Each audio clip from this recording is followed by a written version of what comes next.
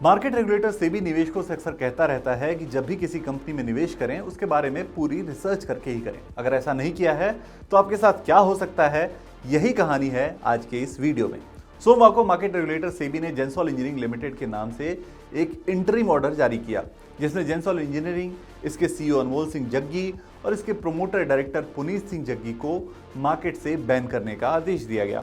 Market regulator ने दोनों कंपनियों के अधिकारियों को किसी भी प्रमुख मैनेजरियल पद पर रहने से भी रोक दिया है और साथ ही जो कंपनी स्टॉक स्प्लिट करना चाहती थी उस पर भी सेबी ने रोक लगा दी है। कंपनी के खातों की जांच के लिए फॉरेंसिक ऑडिटर अपॉइंट करने का आदेश भी मार्केट रेगुलेटर सेबी ने दिया है। सेबी का ये पूरा ऑर्डर 29 पेज का है, जिसमें सेबी ने बाकायदा पूरे केस की परत दर परत खोली है। पूरा मामला है फ्रॉड का। फ्रॉड भी ऐसा कि लोगों का भरोसा मार्केट से उठ जाए।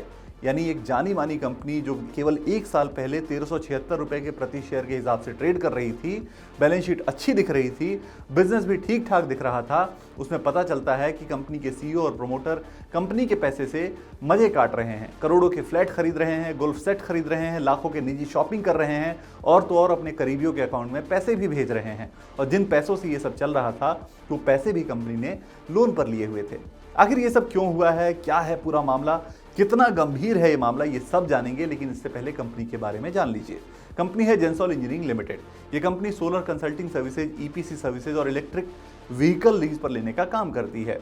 यही कंपनी ब्लू स्मार्ट नाम की कैब कंपनी भी चलाती है, सीधे तौर पर नहीं लेकिन इनडायरेक्टली चलाती है।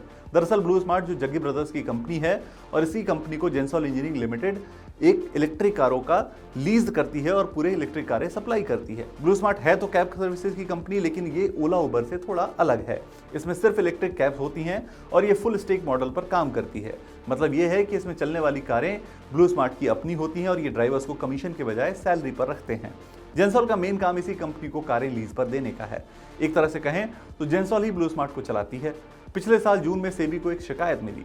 शिकायत ये थी कि जेंसॉल के शेयर में हेर फेर हो रहा है और फंड डायवर्जन किया जा रहा है। सेबी जांच शुरू करती है तो एक से बढ़कर एक फ्रॉड के मामले सामने आते जाते हैं।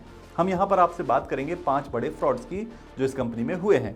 सबसे पहले फ्रॉड नंबर 1, जेंसॉल ने IREDA और PFC जैसी कंपनियों से 977 करोड़ रुपए का टर्म लोन लिया था। इसमें से 664 करोड़ रुपए का एलोकेशन ईवी कारें खरीदने के लिए किया गया था। लोन के 664 करोड़ के अलावा 20% की अतिरिक्त राशि जेंसॉल को अपने पास से लगानी थी और कुल रकम यानी करीब 830 करोड़ रुपए से 6400 इलेक्ट्रिक कारें खरीदी जानी थी। लेकिन 567 करोड़ रुपए की लागत से सिर्फ 4707 ईवी कारें खरीदी गईं और ब्लू स्मार्ट को लीज पर दे दी गई। सेबी ने जांच की तो पता चला कि बचे हुए 262 करोड़ रुपए का कोई हिसाब ही नहीं मिला और पैसे कहीं और ट्रांसफर कर दिए गए हैं। अब बात करते हैं फ्रॉड नंबर 2 की। सेबी ने पाया कि जेंसॉल से गो ऑटो प्राइवेट लिमिटेड को ईवीज खरीदने के लिए पैसे भेजे गए, जो बाद में या तो कंपनी में ही वापस चले आए या फिर अलग अलग रास्तों से रूट करके प्रोमोटर्स के पास वापस आ गए, जिनका निजी खर्चों में इस्तेमाल किया गया। जैसे IREDA के लोन के पैसों से 93 करोड़ 88 लाख रुपए गो ऑटो को भेजे गए, जिसमें से 50 करोड़ रुपए कैब्रिज वेंचर्स LLP को दे दिए गए।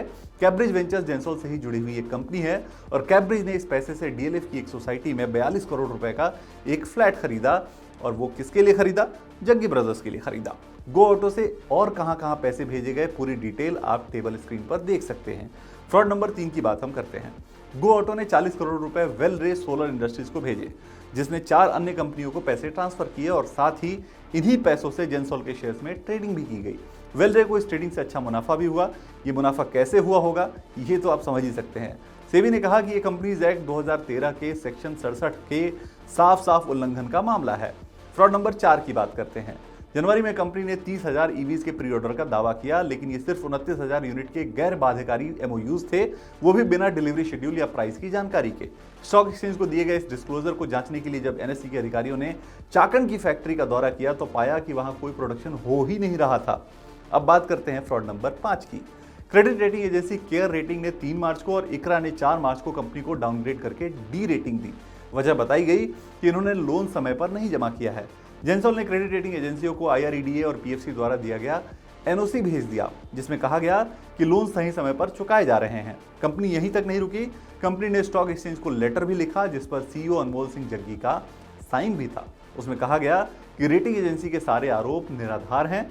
सेबी ने जांच की तो पाया कि जो NOC जेंसॉल ने रेटिंग एजेंसी को दिए थे वो सब के सब फर्जी थे, खुद से बनाए गए थे और जब ये सब फ्रॉड चल रहा था, इसी दौरान पर्दे के पीछे से प्रोमोटर्स अपनी हिस्सेदारी बेचते रहे और उनकी हिस्सेदारी 70% से घटकर 30% से बस थोड़ी ही ज्यादा रह गई है।